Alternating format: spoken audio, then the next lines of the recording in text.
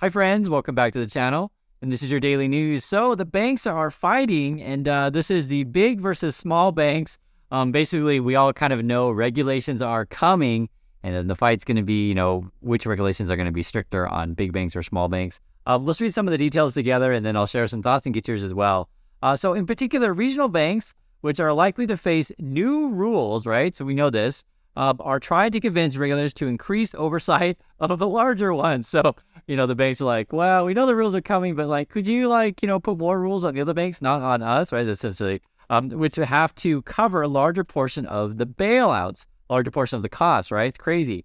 Meanwhile, members of Congress facing public anger over wealthy depositors being made whole are less amenable than ever to lobbying pitches for weaker regulations. So evidently, according to this, and this would be something that members of Congress have to deal with, there's just regular people on the street calling their congressperson like, yo, don't be bailing those banks out. Don't be doing that. Don't be helping those rich people.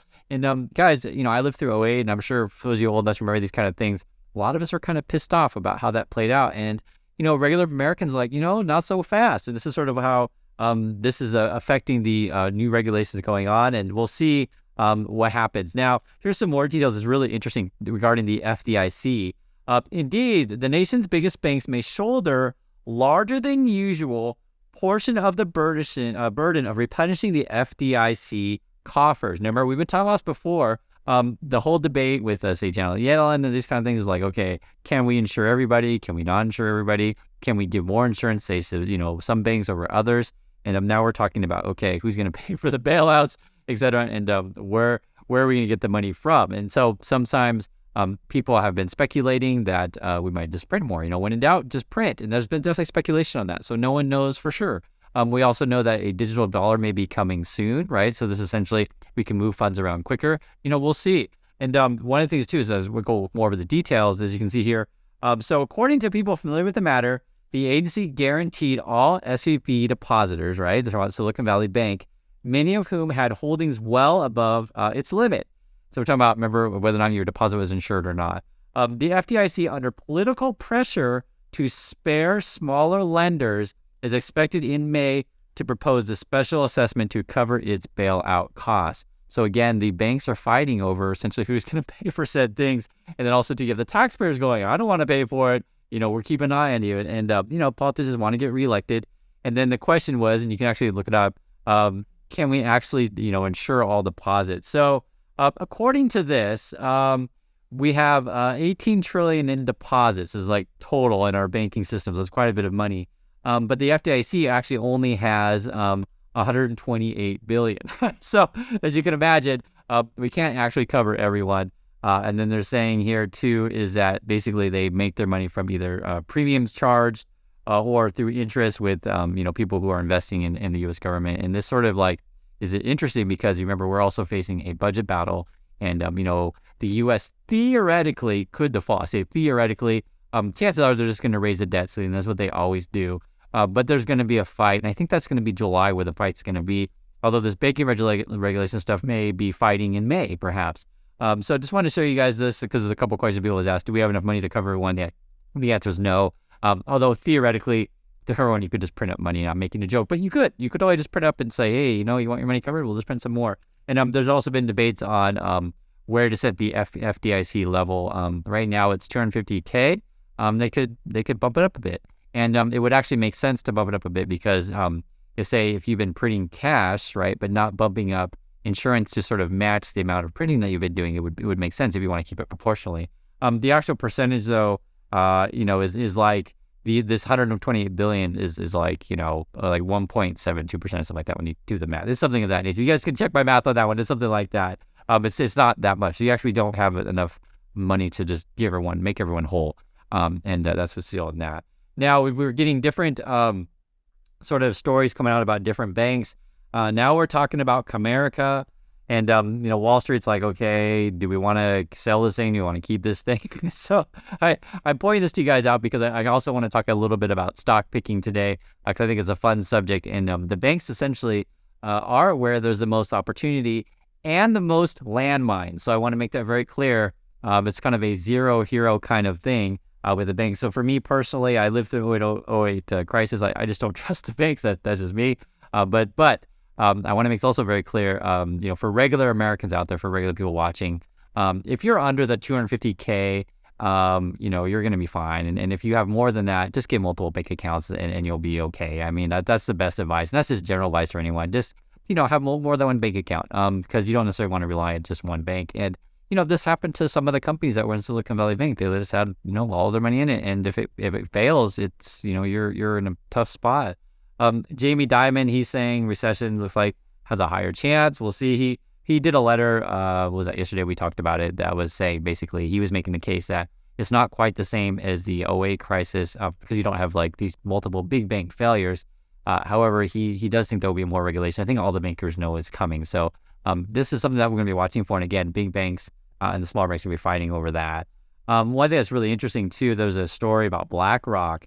So kind of what's going on, the FDIC took over Silicon Valley Bank, and then they got to sort of sell off assets basically. And I guess BlackRock is part of the sort of people who are managing this thing. And kind of what's going on is they have a bunch of mortgage-backed securities. And in particular, there's some stuff, and they're not going to disclose with you exactly what's on their books or what they're trying to sell. But my understanding of the situation is the commercial ones are kind of in question because people are concerned whether or not they're going to be paying it back. So basically, is it junk? Because, for example, we know that, say, Elon Musk isn't paying the rent, and we also know there may be businesses are folding, et cetera. So many of these, commercial real estate things are probably going to be at a loss.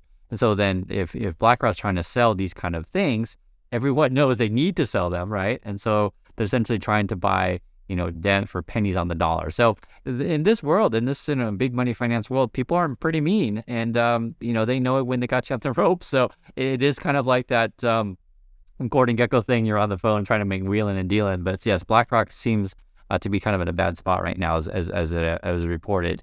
There was an interesting article too. It says, but we know this. We've been talking about this on the channel for a while, that stocks are particularly attractive.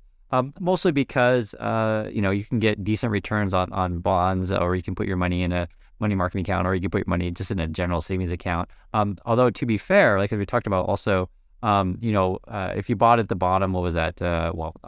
At the temporary bottom or at the recent bottom, that's a better way to say it, say November, December, you've done really quite well. Although a lot of people are like, what, do I really think it's going to go up more? And sort of what you're facing going forward is, we have a possible chance of recession coming up, which we've all been talking about. And also, too, we're concerned about how our company's earnings going to come out. I think First Republic Bank is going to be one of the first ones that are going to be earning. And then, just to share with you guys, like we know that, say, for example, we talk about Tesla, they've been, cutting prices to sell more cars. So yes, companies are selling, say, more cars, for example, Tesla, but, are they actually making money? Because if you cut your prices, you're eating into your margins, right? And for example, we saw that maybe Costco, that was yesterday, they're slowing growth. Or for example, say Apple, are they going to release a new headset? We talked about that before, because we know that companies maybe aren't so aggressive in releasing new products, especially if you think that you're going into a recession and like people aren't going to be spending money. So point being that maybe stocks, there are other alternatives, right? Not just stocks, so maybe they aren't as attractive.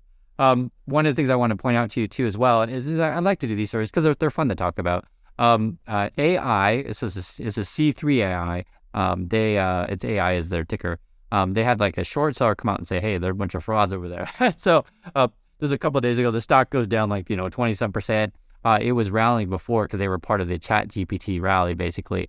And I want to read a couple of things about it. It's actually kind of interesting when you read it. So C3 AI, they actually made a response, and it's always fun to read these. So referring to the short report on them, basically saying, claiming they're fraud, they're saying, the Kerrisdale letter appears to be highly creative and transparent attempt by self-acclaimed short seller to short the stock. Published an inflammatory letter to move the stock price downward, then cover the short and pocket the profits, without comment on the legality of stock manipulation, nor the innuendo replete in the letter. We will note that their allegation that C3AI's financial disclosures regarding Baker Hughes are somehow incorrect manifests a fundamental misunderstanding of U.S. GAAP accounting practices and principles. So C3AI is basically saying our accounting books are good, and you're creative, and you're doing inflammatory things, and you're trying to manipulate the market. So they're coming out swinging, and they're also saying here too, contrary to Kerrisdale's assertion, unbilled receivables and contract assets are quite common in the software industry. Deloitte did not comment this. It says wasn't immediately available comment, and then Baker Hughes did comment. So you guys can take a look at this stuff. It's kind of interesting. And you take a look at what's going on with the stock here. So this was actually one of the hype stocks back in 2021. It was like $100 and some at one point, and then is sunk and is now trading at 22. And again, it was part of the chat GPT. So I think it was like early January. It went from like, $10 to 22. I think the high was like 10 to 30. So you could have done quite well trading this thing. Are they fraud or not? Who knows? I'm just reporting what it is. And you can see that on the year, it's up 7%.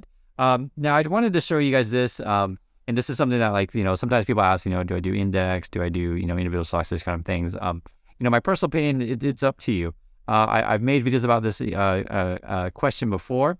One strategy is you just do, various indexes, be it maybe some domestic, be it US, be it some international, get some bond exposure as well. Or you could do, like an ETF kind of thing on particular industries, or you can do like sort of not just index, but like an ETF that's sort of like the index. What I mean by like it is sort of, managed safely, essentially where this is just sharing with you guys, like a fund would, say, hey, we'll look at the S&P 500, throw out half of them and then just go with 250 of them, something like that. And because we think we can, do a little bit better in the market by doing that.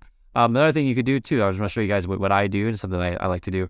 So I keep an eye on the dividend aristocrats. So this is basically, I can't remember what it is. I think it's like stocks that pay a dividend and increase the dividend for like 50 years or something like that. And it might be 25. I'm thinking it's 50, but you guys can correct me on the dividend aristocrat thing if it's 25 or 50.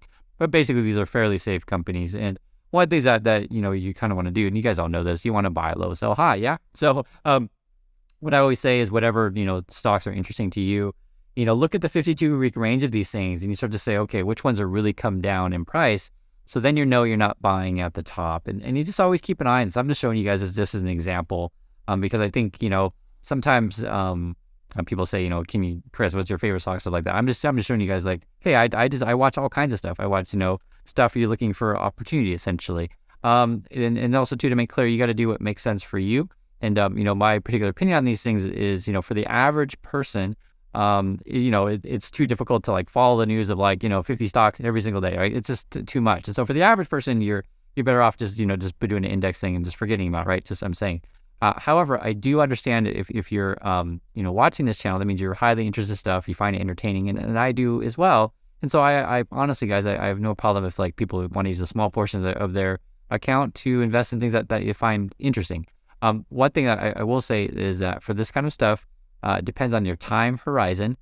So for example, I have friends who, bought whatever stock, they were saving for a house, they reached their target, and they sold it, then they bought a house. It's like I think sometimes, how can I say, what end up hurting a lot of people is a sort of unrealistic expectations of things, or they didn't see the market changing, and I'm just telling you guys, I tried to warn people. Actually, it's been a year and a half ago already that, hey, it looks like, we're way overvalued. Look at the P ratios, look at the Shiller P, these kind of things. And people are like, Chris, you're so dumb. I'm buying coins with dogs on it, right? That kind of stuff. And so, it is what it is. And sort of why I try to do this every day with you guys is so you have a general sense of what the market is doing. But ultimately, I don't want to manage your money. So that's why I didn't go work at Wall Street, because I don't want like people call me on the phone every day and say, hey, Chris, what's going on with my money? What do you do with my money? I don't want that. I don't want to deal with that. But what I do want to do is provide you an education and also to try to keep you up to date on the news, because I think it's interesting. I think it's good to be educated on these things, and that's it. And then I do this every day for you because I like to. So anyway, I hope this is useful, helpful for you. And I just wanted to share sort of like one strategy I do is just like I look for stocks that have been beaten down, essentially. But and then also too, it's fun to read the news on whatever companies. I was showing you the AI one. I'm not saying that I'm going to, jump into that one because I don't know if it's fraudulent or not. I just don't know. But I do think it's fun to read about this kind of stuff. That's why I shared, individual topics with you guys. And I think it's interesting to see what's going on with the banks. So that's it. So anyway, thanks again for watching. Love to hear your thoughts on any one of these stories we talked about today. And I'll catch you in the next video.